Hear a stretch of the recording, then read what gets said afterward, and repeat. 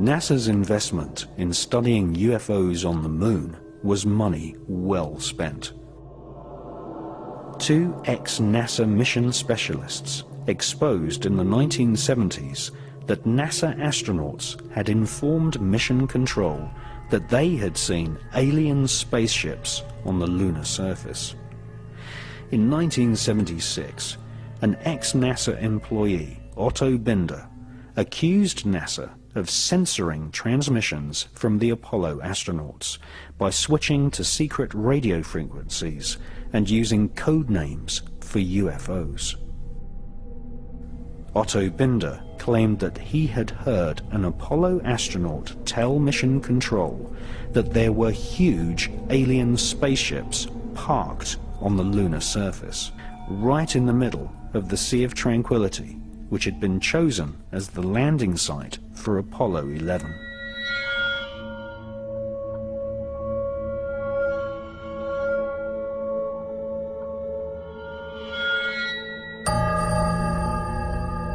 It's one small step for man, one giant leap for mankind.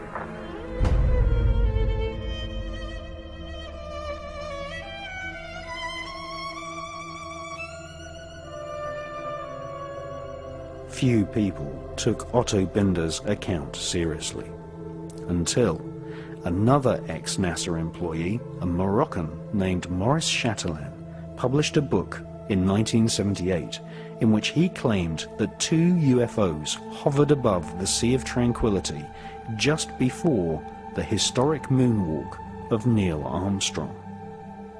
Maurice Chatelain was a NASA insider. He invented many of the radio and radar communication systems for the Apollo missions. He had 11 patents awarded for his inventions and had a high-level NASA security clearance, able to talk freely with senior NASA officials. In his book, he quoted radio transmissions between Apollo astronauts and Mission Control. According to Maurice Chatelain, the astronauts informed NASA that there were alien spacecraft lined up on the far side of a nearby crater, observing the historic moonwalk of Neil Armstrong. During his time working on the Apollo space program, Chatelain learnt that aliens not only exist, but that they have had a major role in shaping, and in some cases destroying, civilization. The title of Maurice Chatelain's book proves he was in no doubt that aliens had invaded planet Earth in the past.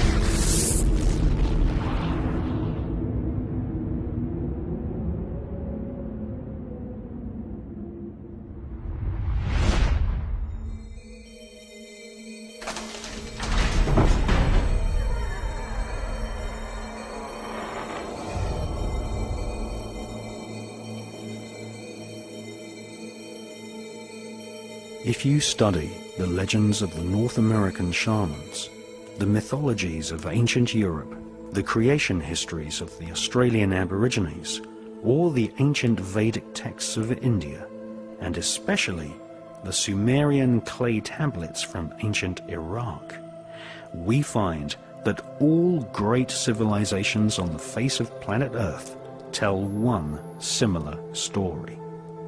That is, in the distant past, people from the stars visited planet Earth and displayed fantastic technology.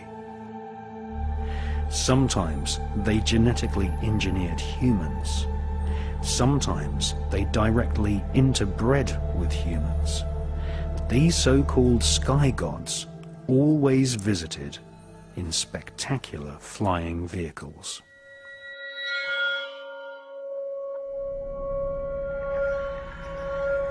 And the watchers from the sky saw the daughter of man were beautiful.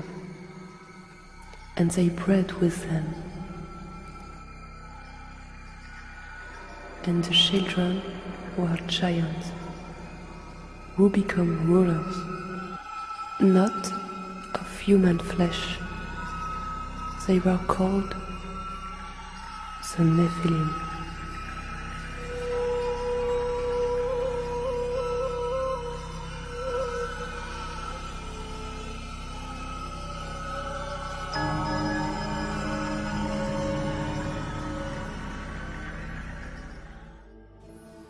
The most ancient written texts on planet Earth date from the Indus Valley and make up a corpus of works called the Vedas. The Bhagavad Gita is an ancient Hindu text which is at least 5,000 years old. This epic mythology inspired the character known as Darth Vader in the Star Wars movies. The Bhagavad Gita described many gods of the stars flying down to planet Earth in alien spacecraft called Vimanas.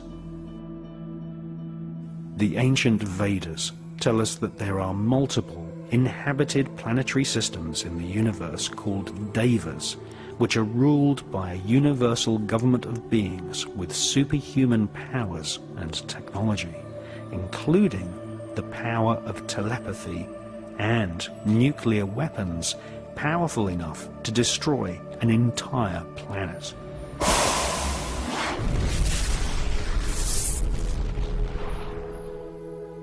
The Hindu legends tell us that the Vimanas were like flying saucers, which had stealth technology, able to make themselves invisible, and were able to detect enemy craft at great distances using a form of psychometric radar.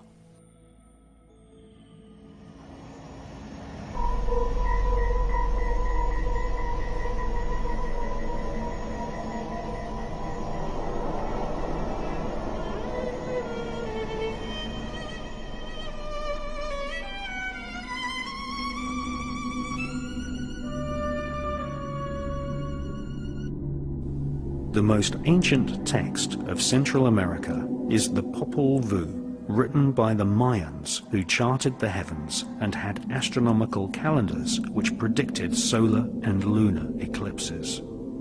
The Popol Vuh describes the ancestors of the Mayans as great explorers who knew centuries before European scientists that the Earth was not flat, but in actual fact a sphere. The Popol Vuh mentions a great god-king called Quetzalcoatl, who is depicted as a flying serpent.